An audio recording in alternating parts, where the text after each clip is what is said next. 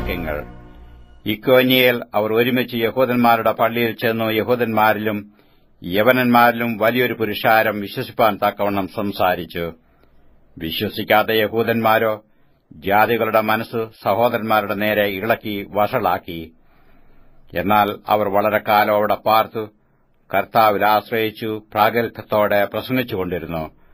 അവൻ തന്റെ കൃപയുടെ വചനത്തിന് സാക്ഷി നിന്നു. അവരുടെ കൈയാൽ അടയാളങ്ങളും അത്ഭുതങ്ങളും ഉണ്ടാകുവാൻ വരം നൽകി. എന്നാൽ പട്ടണത്തിലെ ജനസമൂഹം ഭിന്നിച്ചു. ചിലർ യഹൂദന്മാരുടെ പക്ഷത്തിലും ചിലർ അപ്പോസ്തലന്മാരുടെ പക്ഷത്തിലുമായി.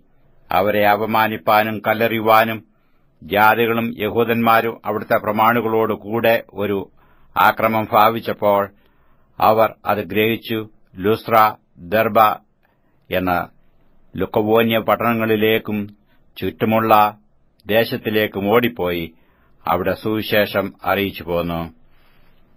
ലുസ്ത്രയിൽ അമ്മയുടെ ഗർഭം മുതൽ മുടന്തനായി ഒരിക്കലും നടന്നിട്ടില്ലാതെയും കാലിന് ശക്തിയില്ലാതെയുമുള്ള ഒരു പുരുഷൻ ഇരുന്നിരുന്നു. അവൻ പൗലോസ് സംസാരിക്കുന്നത് കേട്ട് അവനെ ഉറ്റുനോക്കി. സൌഖ്യം പ്രാപിപ്പാൻ അവന് വിശ്വാസമുണ്ട് എന്ന് കണ്ടിട്ട്, നീ എഴുന്നേറ്റ് കാലൂന്നി നിവർന്നു നിൽക്ക എന്ന് ഉറക്കെ പറഞ്ഞു. അവൻ കുതിച്ചെഴുന്നേറ്റ് നടന്നു. പൗലോസ് ചെയ്ത് പുരുഷാരം കണ്ടിട്ട്, ദേവന്മാർ മനുഷ്യരൂപത്തിൽ നമ്മുടെ അടുക്കൽ ഇറങ്ങി വന്നിരിക്കുന്നു എന്ന് ലുക്കവോന്യ ഭാഷയിൽ നിലവിളിച്ചു പറഞ്ഞു. ബർന്നബാസിന് ഇന്ദ്രൻ എന്നും പൗലോസ് മുഖ്യപ്രസംഗിയാകയാൽ അവന് ബുധൻ എന്നും പേർ വിളിച്ചു. പട്ടണത്തിന്റെ മുമ്പിലുള്ള ഇന്ദ്രക്ഷേത്രത്തിലെ പുരോഹിതൻ കാളകളെയും പൂമാലകളെയും ഗോപുരത്തിങ്കൽ കൊണ്ടുവന്ന് പുരുഷാരത്തോടുകൂടെ യാഗം കഴിപ്പാൻ ഭാവിച്ചു.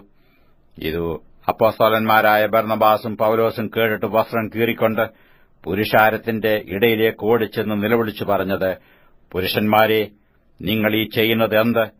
ഞാൻ നിങ്ങളോട് സമസ്വഭാവമുള്ള മനുഷ്യരത്രേ. നിങ്ങൾ ഈ വ്യർത്ഥകാര്യങ്ങളെ വിട്ടു ആകാശവും ഭൂമിയും സമുദ്രവും അവയിലുള്ള സകലവും ഉണ്ടാക്കിയ ജീവനുള്ള ദൈവത്തെങ്കിലേക്ക് തിരിയണം എന്നുള്ള സുവിശേഷം ഞങ്ങൾ നിങ്ങളോട് അറിയിക്കുന്നു. കഴിഞ്ഞ കാലങ്ങളിൽ അവൻ സകല ജാതികളെയും സ്വന്തം വഴികളിൽ നടപ്പാൻ സമ്മതിച്ചു.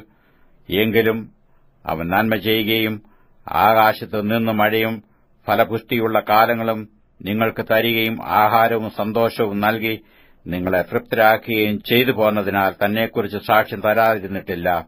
അവർ ഇങ്ങനെ പറഞ്ഞു. തങ്ങൾ യാഗം കഴിക്കാതെ വണ്ണം പുരുഷാരത്തെ പ്രയാസത്തോടെ തടുത്തു.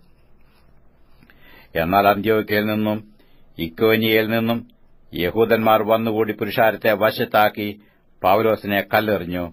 അവൻ മരിച്ചുവെന്ന് വിചാരിച്ചിട്ട് അവനെ പട്ടണത്തിന് പുറത്തേക്ക് ഇഴച്ചു കളഞ്ഞു.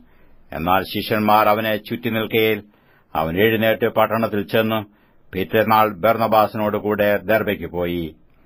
ആ പട്ടണത്തിലും സുവിശേഷം അറിയിച്ച് പലരെയും ശിഷ്യരാക്കിയ ശേഷം അവൻ ലുസ്ത്ര, ഇക്കോന്യ, അന്ത്യോക്യ എന്നീ പട്ടണങ്ങളിലേക്ക് മടങ്ങിച്ചെന്നു. വിശ്വാസത്തിൽ നിലനിൽക്കണമെന്നും നാം അനേകം കഷ്ടങ്ങളിൽ കൂടി ദൈവരാജ്യത്തിൽ കടക്കേണ്ടതാകുന്നു എന്നും പ്രബോധിപ്പിച്ച് ശിഷ്യന്മാരുടെ മനസ്സ് ഉറപ്പിച്ചു പോന്നു.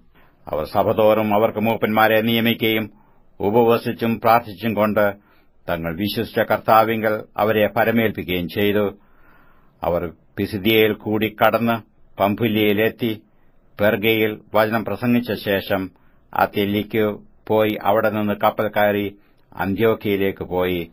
തങ്ങൾ നിവർത്തിച്ച വേലയ്ക്കായി ദൈവകൃപയിൽ അവരെ പരമേൽപ്പിച്ചയച്ചത് അവിടെ നിന്നു ആയിരുന്നുവല്ലോ.